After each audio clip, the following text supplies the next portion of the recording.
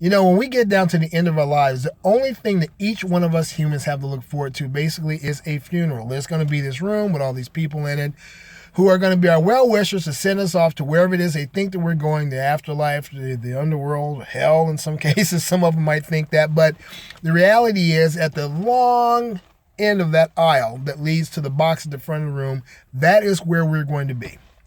And seeing that that is the case and that is the eventuality that awaits us all, why wouldn't we live our lives now? Knowing that we have options, knowing that there are opportunities out there for us, that if we engage those opportunities and exercise those options, we're going to find for ourselves the things that give us the greatest sense of fulfillment, the greatest sense of enjoyment, and that grow us and that empower us. Why wouldn't we do that?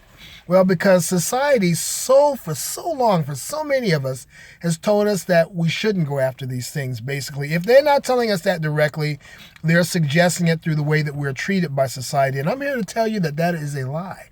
No, you have opportunities. Embrace them. Go for it. You have dreams. Chase them. And don't just chase them, capture them. Get them in your hands. Get them in your hands. Make them a part of who you are. Because that is your God-given right. As a matter of fact, really, and basically, each one of us are obligated to be individuals living a scalable life, meaning that we're on an upswing in life at all times. Yeah, we have bumps in the road, and we get stalled sometimes by our circumstances. You have a death in the family. You suffer a breakup of a relationship or whatever. Yeah, those things happen, but even those things can be transcended, and we can get back onto the task of creating a life that is a life of purpose and a life of great fulfillment. We all want that. All of us want that, but we start thinking that we can't have it. Well, you know what? Break that mold if that's where your mind is, because that's exactly what it is that's holding you back, is your mindset. You're not really, I've actually talked to people who have spent time in prison, some of them in solitary confinement, and I've asked them, how do you keep from going crazy? Because you're stuck in that little tiny space.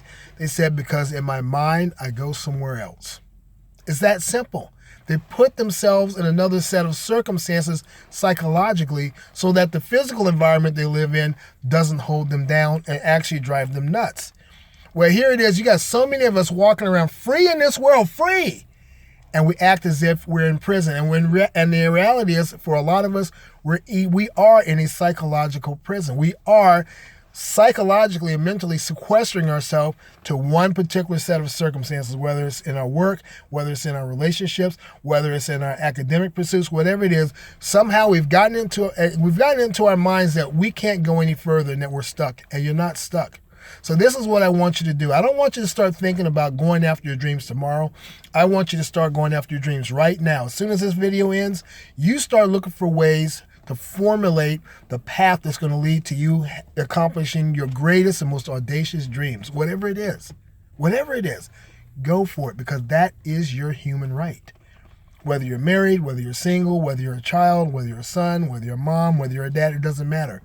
Each one of us come into this world with the obligation, actually, to lead a scalable and upscale life. That means it's on an upswing at all times, going to the next better thing and the next better thing and the next better thing, which empowers us. It improves our outlook on the world around us, and it improves how we see our abilities and how we see the skill sets that we have presently, how we can use those things to work for us and then build on those things.